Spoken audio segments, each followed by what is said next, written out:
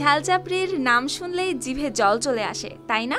আর যারা একবার চেখে দেখেছেন তারা মজা করে এর নামই দিয়ে দিয়েছেন গরিবের পিৎজা। কারণ মাত্র 30 টাকার একটি চাপড়ি খেলেই অনায়াসে কাটানো যায় সারাটা দিন।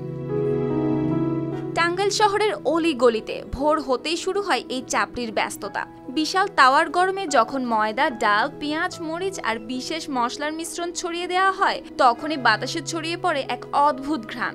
গরম তাওয়া, নিচে আগুনের তাপ আর বিক্রেতার দক্ষ হাতের জাদু, সব মিলিয়ে দৃশ্যটা এমন দেখলে মনে হয় যেন খাবার নয়, এক টুকরো শিল্প তৈরি হচ্ছে চোখের সামনে। আমাদের টাঙ্গাইলের ঐতিহ্যবাহী চাপড়ি সারা বাংলাদেশ থেকে লোকজন খাইতে আসে, ইউটিউব গুগলে দেখে। আক্কাসের চাপড়ি টাঙ্গাইলে বিখ্যাত, নাম করা। আমাদের রেগুলার বেচা কিনে আছে 1-150 কেজি।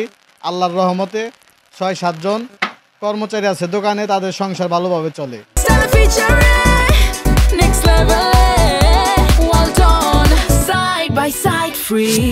চাপড়ি ধীরে ধীরে ফুলে ওঠে, মচমচে হলে পরিবেশন করা হয় কাঁচামরিচ ভর্তা কিংবা পেঁয়াজ, ধনিয়া পাতা বা আলু ভর্তার সাথে খাঁটি সরিষার তেলের সুবাসে। এরপর একটু মুখে দিতেই বোঝা যায় এটি কেন এত জনপ্রিয়।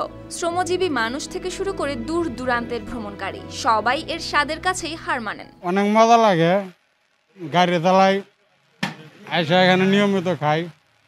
অনেক সুস্বাদু, কম দামের মধ্যে অনেক মজাদার একটা খাবার। তবে মজার বিষয়, ঝাল চাপড়ির যাত্রা হয়েছিল টাঙ্গাইল জেলার আদালত চত্বরের একটি ছোট্ট দোকান থেকে প্রায় 2 দশক আগে। সেখান থেকে স্বাদ ছড়িয়ে পড়ে পুরো জেলার 12টি উপজেলায়। এখন টাঙ্গাইলের যে কোনো এলাকায় গেলেই দেখা যায় চাপড়ির দোকানের ভিড়। কেউ নাস্তার জন্য, কেউ দুপুরের শক্তি সঞ্চয়ে, আবার কেউ আসে শুধু এর স্বাদের টানে। বিশেষ করে দিনমজুর আর শ্রমজীবী মানুষের কাছে এটি সস্তা, সহজলভ্য আর শক্তিদায়ক খাবার। তাই অনেকে বলেন 30 টাকার এই গরিবের পিৎজায় তাদের সারা দিনের ভরসা। আমাদের টাঙ্গাইলের চাপড়া, বিখ্যাত চাপড়া, সেটা অল্প টাকার ভিতরেই দুপুরের খাবারের একটা ব্যবস্থা হয়ে যায়।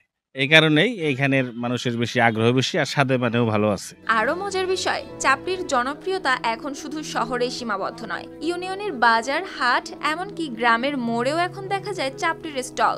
ভোরের আলো ফুটতেই বাড়তে থাকে ভিড়। কেউ দাঁড়িয়ে খায়, আবার কেউ বাড়ির জন্য নিয়ে যায়। অনেক দূর দূরান্ত থেকে লোকজন আসে, অনেক জায়গা থেকে আসে একটু ভালো, মোটামুটি ভালো লাগে বিদায়। অনেক দূর দূরান্ত থেকে লোকজন আসে, খায়, অল্প টাকায় পেট ভরে।